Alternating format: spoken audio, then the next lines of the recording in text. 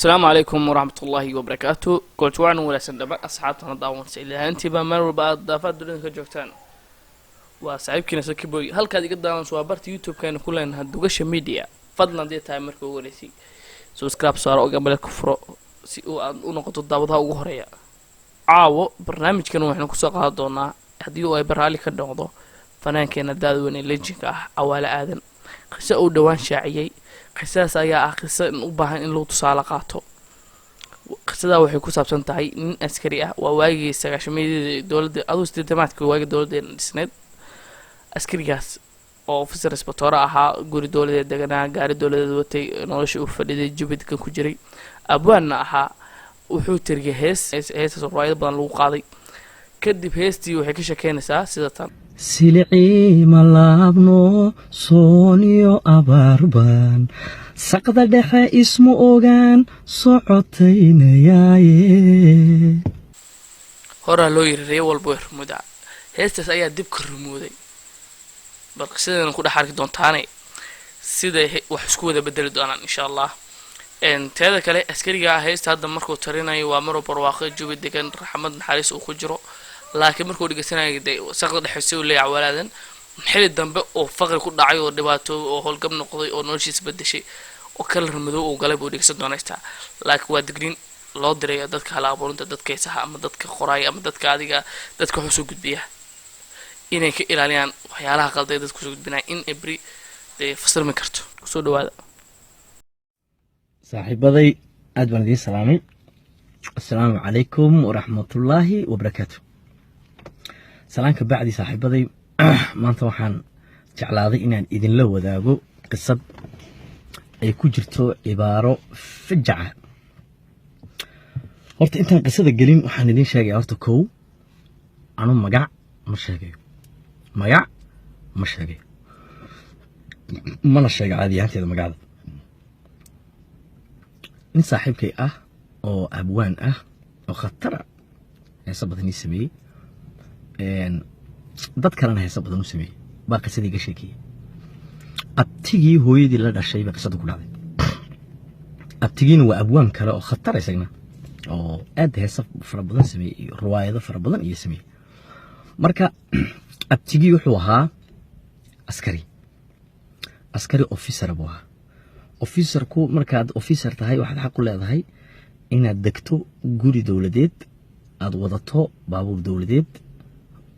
sidaas bay ayuu barnaamijku ahaa marka guri dawladeed buu deganaa baabuur dawladeed buu wataa mishaar fiican buu wataa wax ka maqan ma jirto waxay ka tustay inuu hees qoro heestii gabadh baa loo dhiibay gabadh rooda la odhanayay roode axmed ilaahay u naxariisto way dhimatay hadda baa heesta loo dhiibay hadda waxay dhacday qisadan waa 1990skii 1990kii ayay dhacday heestii markuu qoray ayuu gabadhii u dhiibay gabadhii way qaaday heestu waxay ahayd hees ereyada ku jiray habaar meedhana waa gebigeedu waa habaar waxaan nidhi wax ka maqnayo ma jiro ma nidhi heestu uu sameeyeyna waa hees habaar uu qoray waxay ahayd heestu silicii malaabno sooniyo abaarbaan saqda dhexe ismu ogaan socotaynayaaye heestii baa lasoo tuuray kaban baa lagu tumay saxophone iyo waxaa lagu tumay qalab riwaayadaha lagu dhigay heestii samaday gashay odayga waxaa loo soo tuuray waraaqdii waxay odhanaysaa sir waxaad gaadhay waktigii retire dhag waa laga tuuray guriga markaa retire noqoto guriga waa laga saaraya baabuurka dawladda waa laga qaadaya mishaarka waa laga goynayaa 3 biloodba mar baa mishaar lagu siinaya waa 90 cishaa mishaar lagu siinaya hadii toole in retire baad gashay 3 months baa lagu siinaya 3 months lacagta lagu soo tuurayo lacag ku filan ma aha reerkaaga tii hore uma dhigmayso tii hore reerkaaga ku filnayd ma aha tan waa retire waa nolol kale nolol cusub baa galaysa nolosha cusbeed buu galay waxaa la yidhi lacagtii markuu helay buu reerkiisii qaaday marka dee nolosha maadaama ku filnaan weyday wuxuu ka saaray meeshii uu deganaa yuu ka saaray maadaama la ku filan weyday noloshii meel kale buu geeyey magacda lama sheego baan horay u nidhi meel kale uu geeyey magacda lima weydiini markuu meeshii kala geeyey noloshii xoogaa wax yar buu u tuurtuuri jiray reerkiisa wax yar 3 bilood mar soo dhaca buu tuuraya reerkii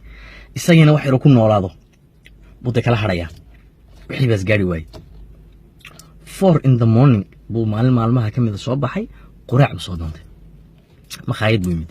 maqaayadii quraaci dalbaday anigoo si quraaci la siiyo muxuu u dhadhamiyay